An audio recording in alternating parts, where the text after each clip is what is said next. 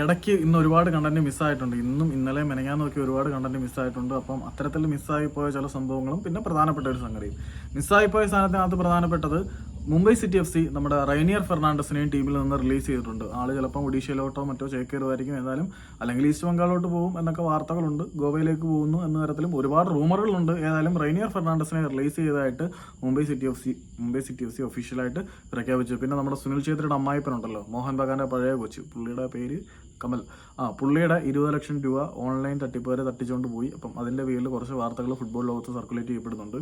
പിന്നെ പറയാൻ വന്നതിനകത്ത് ഏറ്റവും പ്രധാനപ്പെട്ട കാര്യം എന്താണെന്ന് വെച്ചാൽ, ഇൻസ്റ്റിറ്റ്യൂഷണൽ ലീഗ്സ് വീണ്ടും പഴയ പ്രൗഢിയോടുകൂടി വരുന്നു, അല്ലെങ്കിൽ പഴയതിനേക്കാൾ പ്രൗഢിയോട് കൂടിയിട്ട് ഇൻസ്റ്റിറ്റ്യൂഷണൽ ലീഗ്സ് വരുന്നു. അതായത് നമ്മുടെ ഓരോ കമ്പനികളും ഗവൺമെൻറ് ഇൻസ്റ്റിറ്റ്യൂഷൻസും ഉണ്ടല്ലോ, അവരുടെ എല്ലാം ഫുട്ബോൾ ടീമുകൾ ഉൾപ്പെടുത്തിക്കൊണ്ടുള്ള നാഷണൽ ലെവലിലുള്ള ഇൻസ്റ്റിറ്റ്യൂഷണൽ ലീഗ് തിരികെ കൊണ്ടുവരാൻ കല്യാൺ ചൗബെ നിർണായകമായ തീരുമാനം എടുത്തിട്ടുണ്ട്.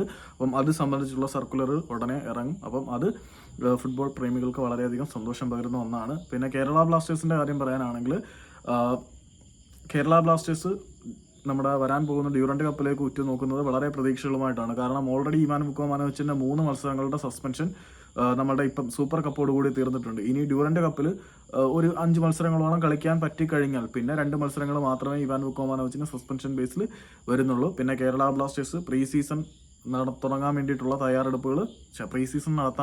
തയ്യാറെടുപ്പുകളും തുടങ്ങിയിട്ടുണ്ട് എന്നാണ് അറിയാൻ കഴിയുന്നത്. കൊച്ചിയിൽ വെച്ച് പ്രീ സീസൺ തുടങ്ങിയ ശേഷം വളരെ വേഗത്തിൽ ഒരു ചെറിയ ടൈമിലേക്ക് വിദേശത്തേക്ക് പോകും, അല്ലെങ്കിൽ അറബ് രാജ്യങ്ങളിലേക്ക് പോകും. അവിടുത്തെ ഒരു ഉഷ്ണ കാലാവസ്ഥയിൽ പ്രീ സീസൺ നടത്തുക, അതിനുശേഷം തിരിച്ചു വരിക എന്ന് തന്നെയാണ് ലക്ഷ്യം.